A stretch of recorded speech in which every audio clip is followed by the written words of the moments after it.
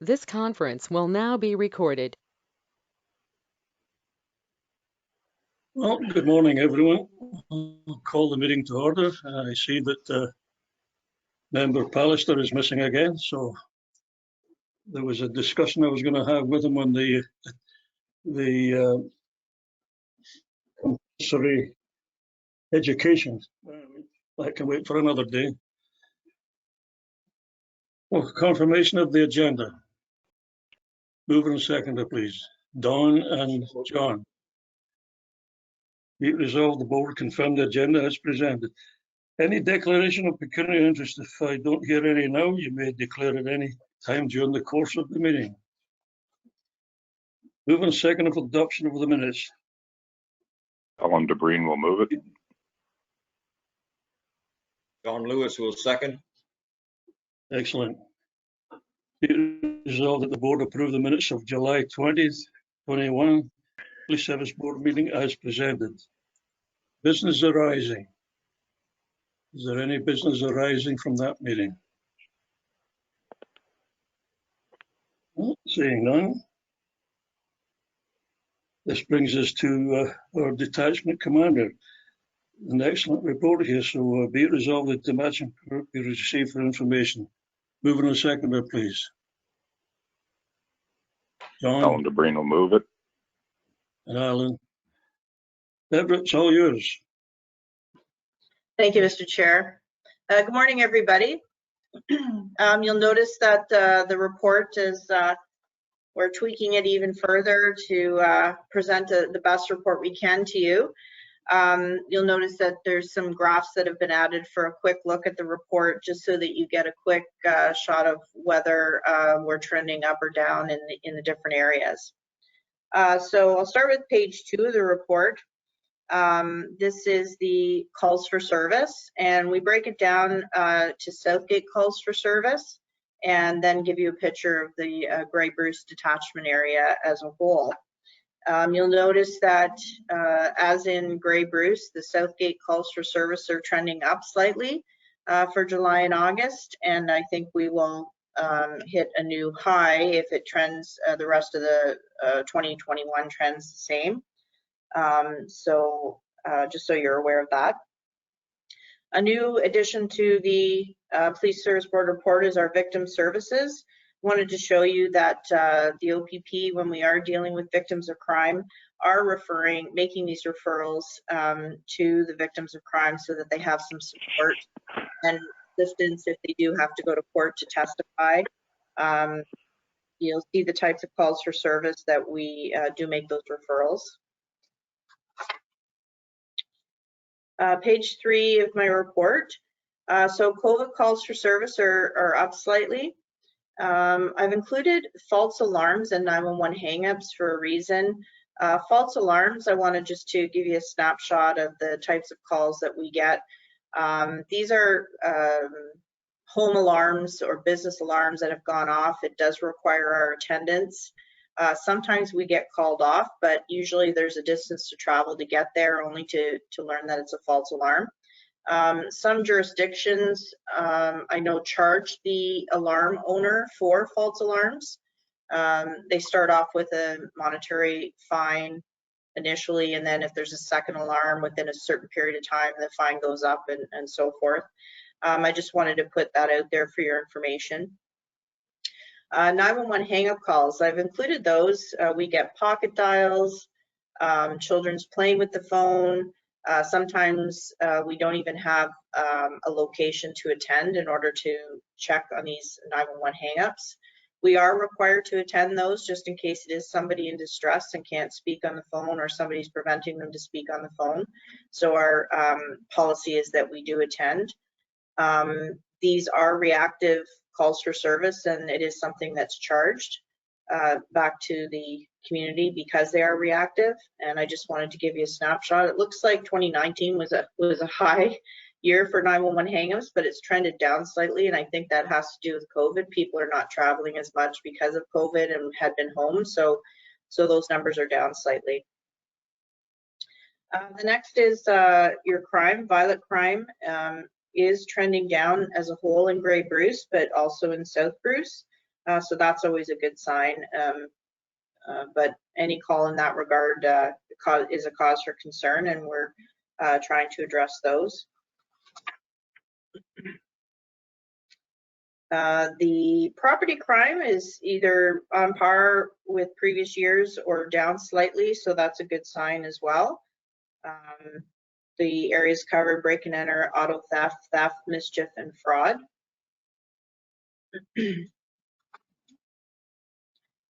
Drug investigations, they seem to have plateaued in Southgate, but has trended down since 2019, and the drug investigations in Grey Bruce as a whole is taking a downturn, which is good.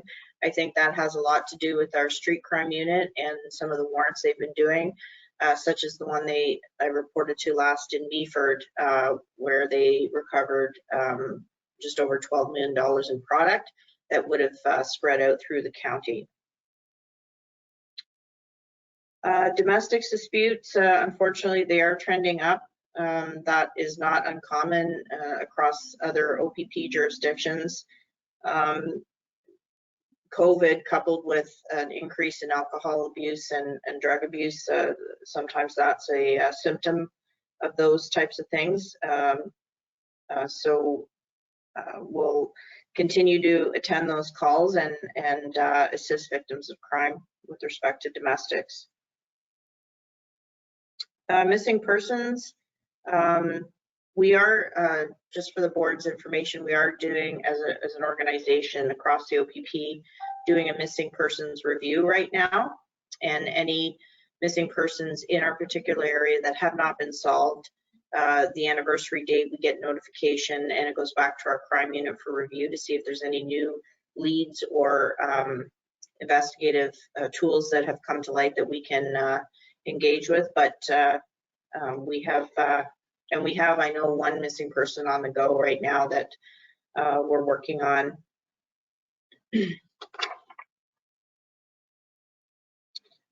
So page 6, it's our report from our crime unit. So 68 benchmark occurrences for July and August this year. That included 14 sudden death investigations, 11 sexual assaults, 17 criminal harassment investigations, weapons, indecent acts, search warrants. These are all benchmark occurrences that the frontline will take the initial report, but our crime unit oversees those investigations and does any follow-up on them.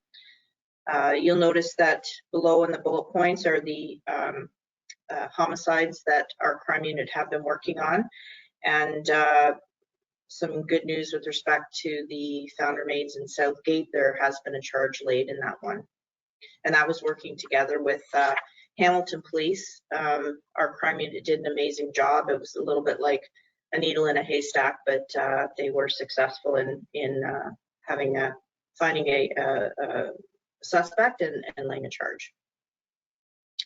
The next page, on page 7, is our community street crime unit. Again, their mandate is street level drugs and property crime. They kind of go hand in hand. There was an arrest of a wanted person in Meaford. They had a warrant out for them, and subsequent to the arrest, a search was conducted and a moderate sized quantity of fentanyl was located on the person, and they were charged accordingly. This arrest and seizure fentanyl goes a little bit towards the prevention of some of the overdoses that we're seeing in Grey Bruce. The rest of the month, the street crime units do assist neighboring detachments, such as Wellington, Huron, Perth, but when they need assistance, we get the same courtesy in return. They were working on a lot of projects here in Perth. They did a takedown project in Southam, and was Wellington as well. So, you know, these are all drugs that the crime doesn't know any borders. So these are drug takedowns that assist in keeping the drugs out of our area. Just to mention too, Sergeant Jeff Dudley, Acting Sergeant Jeff Dudley has gone back to his home unit, and the Sergeant Blair who is normally the sergeant in charge of the street crime unit, has returned back to his unit after his temporary assignment in West Region.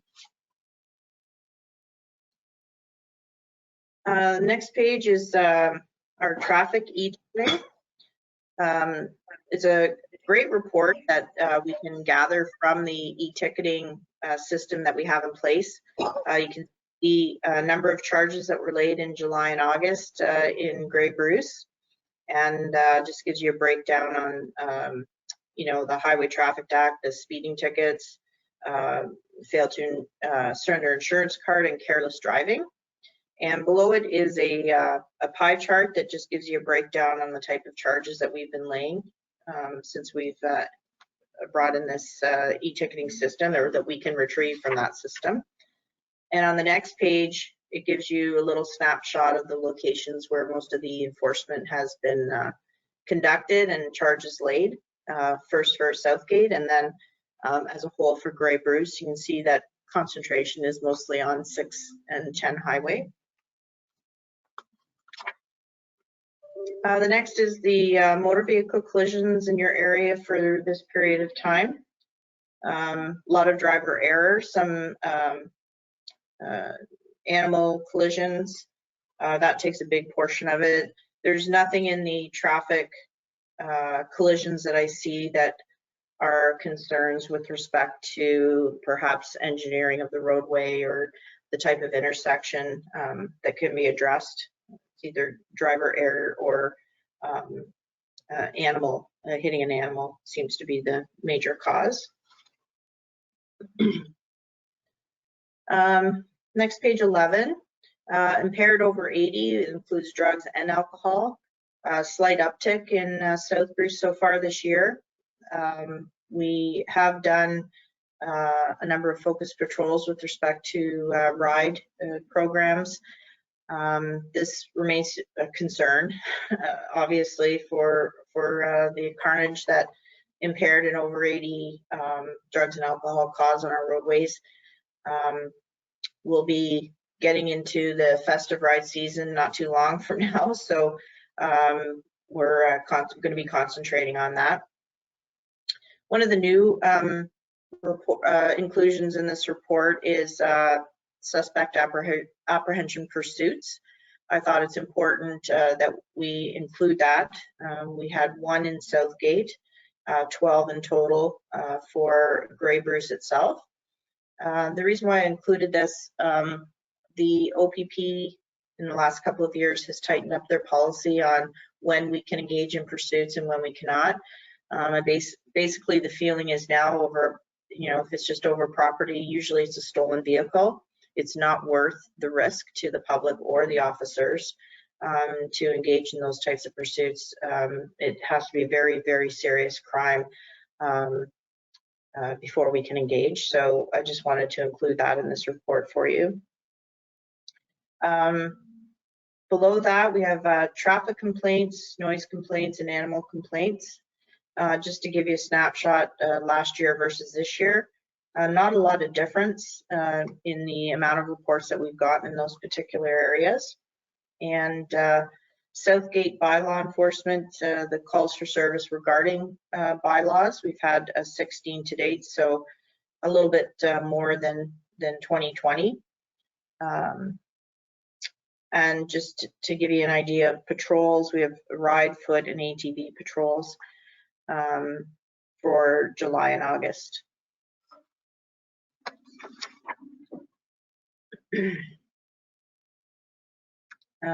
Also reporting on page 12, a new report is the amount of paid duties that we do for Grey Bruce during the year. And below that is our media report, the number of media releases that we've done from our detachment on different items, 193 to date. And some of the highlights for July and August are reported on page 13.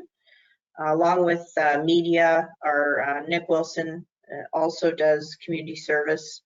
He did bicycle patrols and assisted frontline presented to school groups, that sort of thing.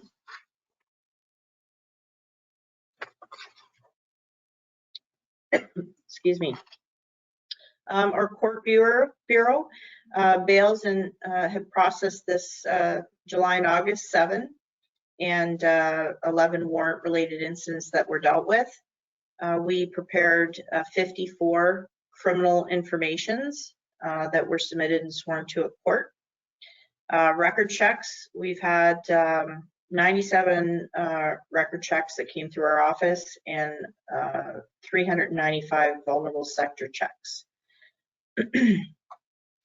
Our part-time officers, they served 21 summons and subpoenas, which is just gives you an idea of the type of work that they're taking away from the front line and looking after, so our frontline officers are available for calls for service. They also looked after the criminal fingerprints, 16 in July, 28 in August, and civilian fingerprints. These are for jobs or volunteer time, 28 in July and 24 in August. We're hoping that soon in the future that we'll be going back to this centralized fingerprint processing rather than having to do it at detachment. It is quite time consuming. Our auxiliary unit, we actually have 12 active members now. We hired 2 new auxiliary members. We still have room for 5. So if anybody is interested that you know of in the auxiliary program, please send them our way or direct them to the OPP website. There's a whole application process that's all online there. They dedicated about 70 hours to patrol in Grey Bruce area. They did some admin and training.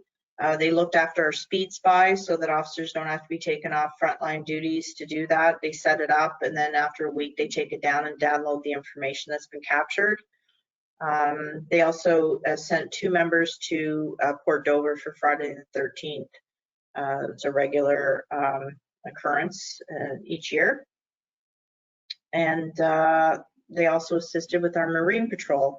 When an auxiliary member is available and they can go out on the boat, that's one less officer we have to staff the boat with, that they can stay on frontline patrol. Mobile mental health and addiction response team. I wanted to just speak to you a little bit about that. So our detachment is the only detachment in West Region that does not have an embedded clinician with the police. I'm working with CAMH to make that happen. We're exploring grant applications, that sort of thing, to hire additional staff to help Grey Bruce in that area. The reason that it's so important is, you know, coming from Wellington, they have the impact team, which is embedded clinicians there, and they have reduced the amount of people that have to be apprehended under the Mental Health Act by about 30%. Usually when we apprehend somebody under the Mental Health Act and take them to a Schedule I facility, which would be any of the hospitals in our areas, to be cleared and then taken to Owen Sound, we have to guard that patient during that time until there's a bed available, and that requires 2 officers, sometimes over 2 to 3 days.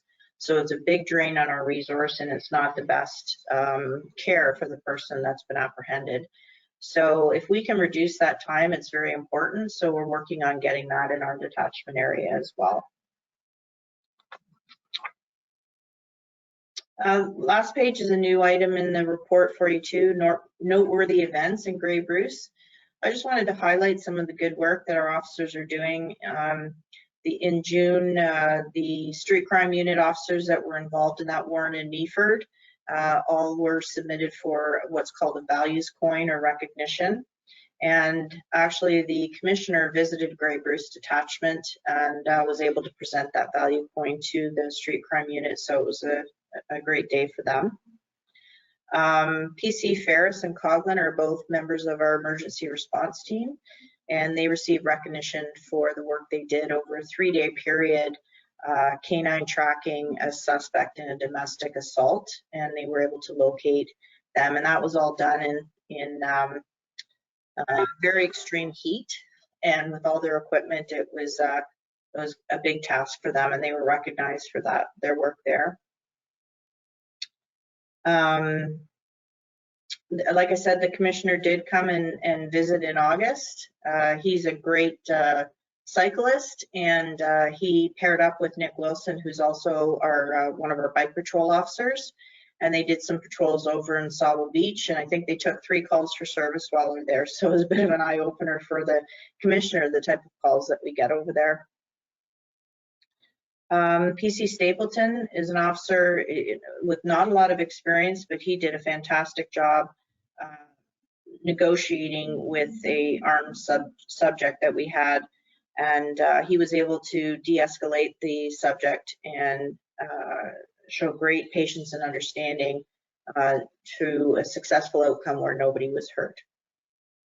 And Mr. Chair, that's my report, and I'll be happy to take any questions if there are any.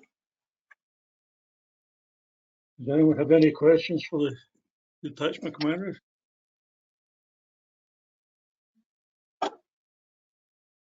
I've got a question here. The bylaw for false alarm, we have the authority to pass a bylaw to cover that, don't we? That's my understanding, yes. It's something that happened in Wellington. They were experiencing a great number of false alarms, and if you can appreciate the amount of real estate that we have to cover, and you know, it never fails that you know, we're on one end of their zone and the alarm comes at another end. So the alarm calls are supposed to be 2 officer calls for service for safety reasons, and you know, to find out that they have a new cleaner and they punched in the wrong code, or they forgot that they had the alarm set, and there's all different reasons. Sometimes it's a mechanical defect and they need servicing or whatever, but it does take a lot of time from other calls for service, and really it's usually human error that we attend those. So they have them in Wellington. I think Wellington starts off with a charge of $100 for a false alarm that causes officer response. Second violation is $200, and then $300, that sort of idea. But it was passed by a bylaw, and it is maintained and administered by the county. We have an industrial park that's beginning to fill up quite rapidly, and I would believe that they would have alarm systems in there. So I'm wondering how the board feels about the board passing a bylaw regarding false alarms. Don, how do you feel about that?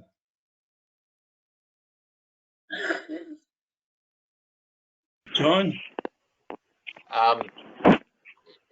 I like it. I'm not sure about for the first false alarm charging, but for subsequent ones in a time frame, for years, I'm going back maybe 20 years, Etobicoke Fire, Toronto Fire has been charging first alarm, there's no charge, and second alarm, there's no charge but a warning. But if there's a third alarm, and this was within a year, third false, then they charge the full hourly rate, which going back a long time ago was about $7.50 an hour now for a truck and the people on it. So they really got them to pay attention, and especially on places that they were malicious false alarms, or the equipment wasn't maintained well. They really took care of it. So I'm interested in looking at it to see what we can do. We need to see what Wellington's is. Alan, how do you feel about that? I agree with John. My experience with as a constable in Toronto Police, I agree that there should be a bylaw and there should be charges. Lindsay, can you and I get together on this? Yeah, I can look up the Wellington one and we can go from there. I can bring a draft. Excellent. Deborah, failed to surrender. Does that mean that they didn't have their license or the insurance? Yes, it's a monetary fine of about $65. It doesn't necessarily mean that they don't have insurance, but they couldn't provide proof of insurance at the time. I see, okay. I find that you can do that that. charge is sometimes, You can do Sorry, that what's that? electronically, right? You can do it, present it electronically. yes, you can. I find Yeah, that those so- type of charges is when the officer's giving a break for another charge. And this is usually it's a lesser fine, and so if they have the 2 violations, they might go with the lesser fine and charge the no proof of insurance. Well, that was a good report, and it gets better every time we see it. Is there any further Well, comment on? Pardon? Mr. Chair, I just wanted to say if there's other items that you would like to see in the report or other items that you feel aren't necessary, just please let me know and we can adjust the report. Very good. We'll have a move in a second. Would be it resolved that the Detachment Commander's report be received for information. And as I say, these reports are just getting better and better. We already had Correspondence. Alan and John move and second that, Mr. Chair. Yeah, Okay. it resolved the board receive items of correspondence dated. Can we have a move in a second for Fred Constant's reports here, please? Alan DeBreen will move it.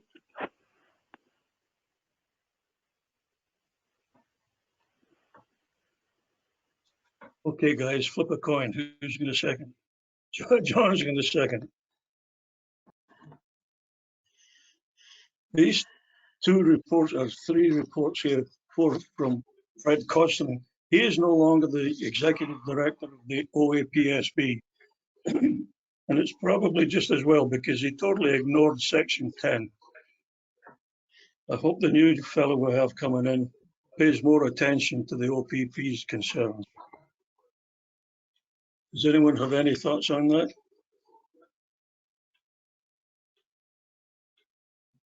No, then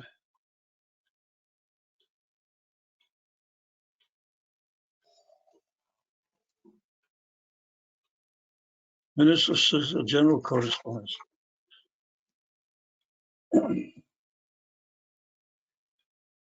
This is another piece of correspondence from the Solicitor General, which I found rather boring, to say the least of it. Alan DeBreen agrees.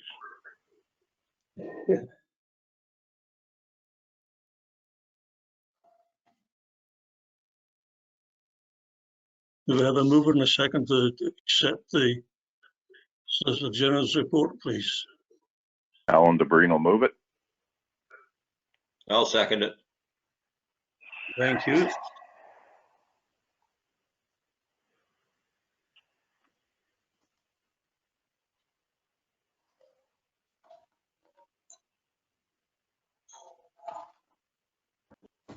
New and unfinished business.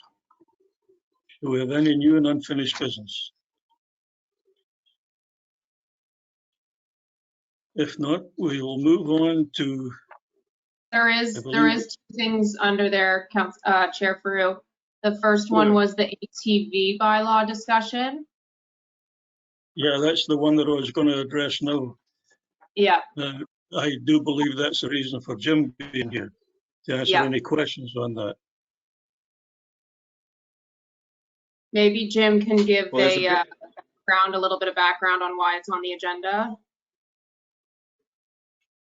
You get something on this, Jim? Yes, good morning, good people. I just wanted to take this opportunity to bring it to the Detachment Commander's attention. An issue that we've been having for well over a year and a half. It's just involves basically one person at the same location, which is Side Road 21 between Southgate Road 04 and 08. We've had police contact numerous times, and this last one in the last 2 weeks, that there was an interpretation of our bylaw, and I wanted to bring that to the attention for discussion.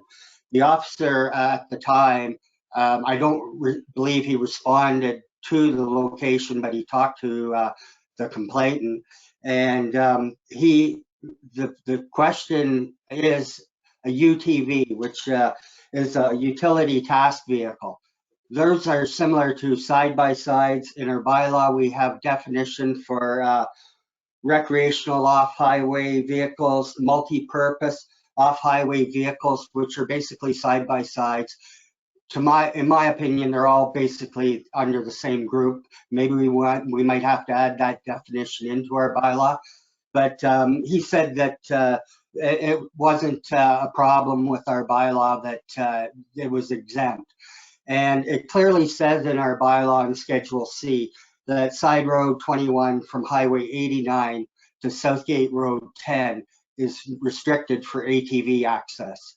And again, this is the same incident that keeps happening infrequently, more so now than when it first started over a year and a half ago. But we have had signs with the ATV bylaw. We had to reorder signs, so we will be posting those again. But just wanted to bring that to your attention to get interpretation of that piece of the bylaw of UTV. And, you know, it looks clearly to us that we have a bylaw that restricts access in that area, and it's being somewhat ignored, it seems. Thank you, Mr. Chair. What exactly is the issue with the ATVs? Just that they're on the roadway, and the bylaw says that you don't want them on the roadway, or is there another issue that is sort of aggravating the situation? Well, the properties on either side of 21 in that road section between 4 and 8, the southwest corner and the northeast corner are owned by Grand River Conservation. The southeast corner and the northwest corner are owned by the same landowner, who is a farmer there. He's been there since the 60s. The southern portion off of 04, you can't even tell there's a road allowance there because it's swamp and bush, and not visible. On side road, or road 8, side road 21, you can't, the road allowance is a steep ditch. You can't see the road allowance other than there is a row of trees further back that defines the road allowance a little bit. This farmer has had last year some fences cut and gates left open. Cattle went missing. Now we don't know for sure if that was this individual, but Grand River restricts hunting on the southwest corner property. There's no hunting allowed, so you can't be in there for those purposes. The other one takes a permit if you were to be hunting there, and you could possibly come onto the road allowance at that point. But again, we've restricted access as far as ATVs. So this individual has been noticed to be in the farmer's fields on both properties that he owns. I've suggested make sure he has no trespassing signs posted. But again, this seems to be a reoccurring issue for us. And it's only this one individual, it seems.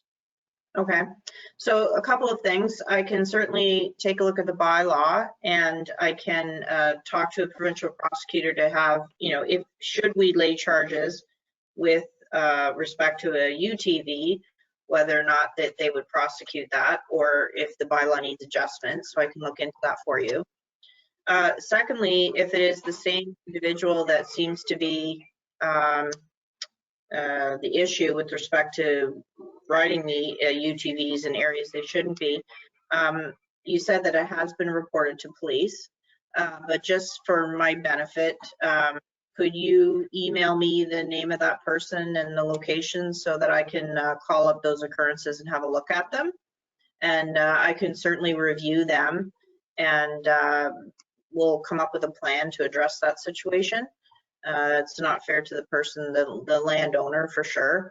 And certainly if these are causing damage to fencing and that sort of thing, we can certainly take a look and see what we can do with that.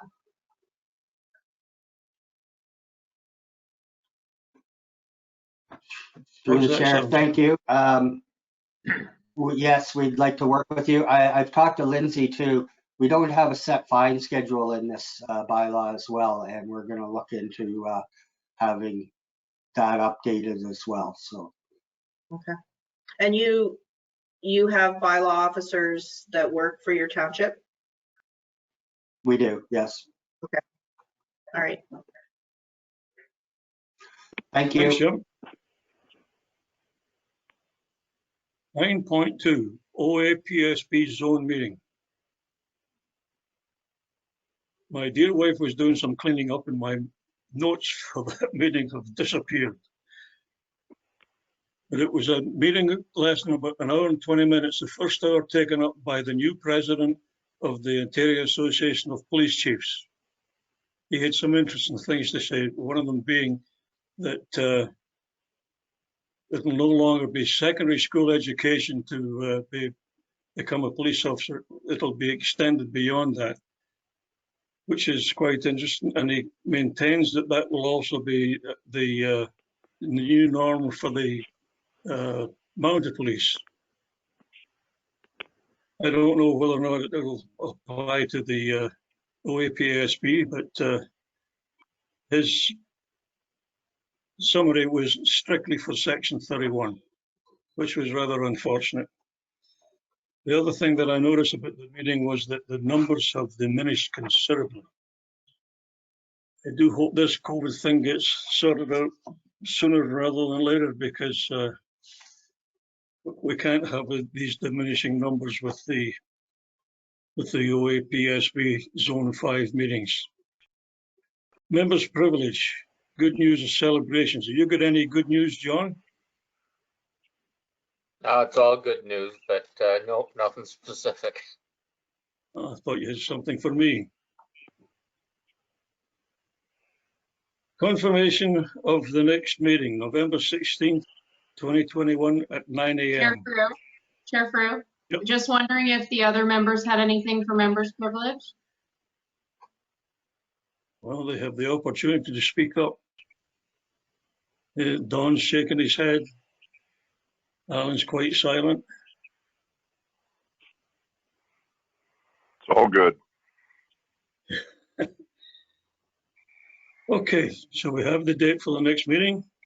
There's nothing left to do other than to call an adjournment. And I thank you very much for attending. Anyone going to move that? Adios, amigos. Thank you. Thanks, Deborah. Thanks. Good report. Thank you.